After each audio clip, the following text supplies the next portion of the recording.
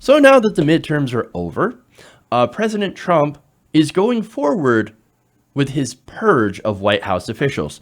Now, he started, of course, with Jeff Sessions, whom he got rid of.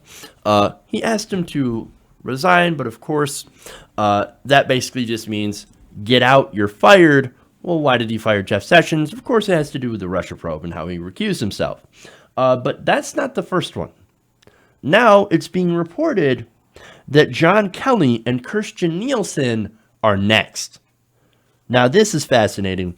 According to ABC News, John Kelly has been fighting to keep Kirstjen Nielsen at her position, even though Trump has reportedly been furious at the way that she has refused to carry out his hardline immigration policies. Now, why is that? Kirstjen Nielsen pretty much believes in the same policies that Trump does. So why would she not enforce them? Well, apparently, she is not enforcing them on the grounds that they could violate U.S. laws. Now think about that for a second here. So Donald Trump is mad at Kirstjen Nielsen, wants to fire her, because she refuses to do the things that he wants because they would literally be unlawful. So she's like, hey, look, Trump, I would love to do that. I would love to stick all the babies in the cages, immigrant babies, but I can't do that. We've got courts that say, you can't do that, you can't do this. What am I supposed to do? Well, Trump's saying, I don't give a shit about the law. I don't care about the law. You do it anyway, or you're fired. I'm going to get rid of you. And John Kelly's like, wait a minute, I agree with you too. I agree with you on the hardline immigration stuff, but there is a process, and you can't do things that are against the law, as that would be illegal because they're against the law. And Trump is saying, I don't care. I don't give a shit. Now, that's fascinating. So now with these purges happening, or possibly will happen within the next few days or so, according to different reports, here you have some people in the administration that are anonymous getting a little angry. Now, the Wall Street Journal has also noted that along with Kirstjen Nielsen, possibly John Kelly, you also have John Bolton's deputy, Mira Ricardel, also possibly being pushed out. Now, why is that? Well, there's some news going around that she actually didn't do anything wrong, except she had a fight with Melania Trump over seating on Air Force One during her trip to Africa. She must have complained to Donald Trump, and so he's like, okay, get rid of her, get rid of her. Now, how dare you fight with Melania over seating? No, Melania gets what she wants, or you're fired. That's it. Now, this official said, quote, look, this is just how the president works. He's doused a bunch of people in gasoline, and he's waiting for someone to light a match.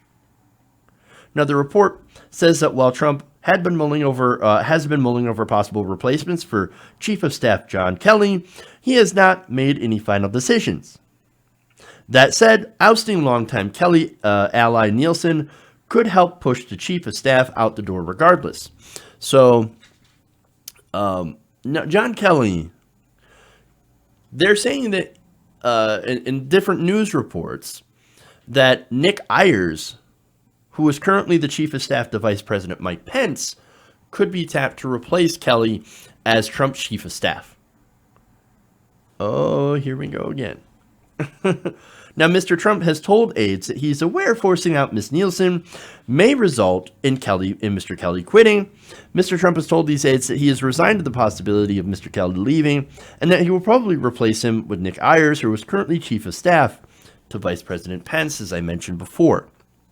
So now that is fascinating. Let's go back over here to ABC News, who reported that although Kelly had initially pledged to stay in his role throughout the 2020 election, ABC sources say that he has grown distant from the president again. And this isn't the first time that he has done so. In fact, look, the dynamic between John Kelly and President Trump is fascinating, Because John Kelly basically doesn't care what Donald Trump thinks. He has constantly went back and said, okay, look, I know this idiot ordered you to do something. I'm unordering you to do it because he has no idea what he's doing. And look, and it is possible, too, that Kelly is one of the so-called adults in the room that was, talked about during the op-ed written by somebody who's supposedly inside the administration. And look, it is possible Kelly might have written the op-ed as well. So I don't know, man. Whatever happens, but it's going to be very interesting. But what I was saying before about the dynamic between Kelly and Trump, Kelly doesn't listen to Trump. Kelly sidesteps Trump all the time, and basically treats him as like he's a child. And that's basically how how everybody treats Donald Trump in the White House now, because he does act like a child, and a petulant one at that. There's been stories, I think, in Politico and other outlets of White House staffers saying, yeah, Trump once tried to fire Kelly, and Kelly said, no, you didn't. No, I'm going to stay around. I don't care what you think. So it is interesting. So will pushing Nielsen out the door also cause Kelly to go? I don't know. It is a distinct possibility. But then again, if he cares so much about watching over and stopping Trump's worst impulses, well, then he'd probably stay. That is unless the president pushes him out, which he could certainly do. So that is fascinating. More internal drama in the White House. So it's going to be interesting to see what happens. Hey guys, hopefully you enjoyed that free video. Now I'm going to have to ask you a favor. Between the demonetization and the YouTube algorithm messing around with view counts, etc., we're having a hard time adjusting to the new YouTube reality, which is where you guys come in. See, we have a Patreon, patreon.com/TYTNation, set up to help us rely on you guys, the viewers, instead of big corporate ads.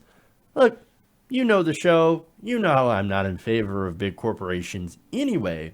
So help us transition away from relying on the ad model to pay the bills and sign up to be a patron, patreon.com/TYTNation. That goes a long way to help us keep the lights on.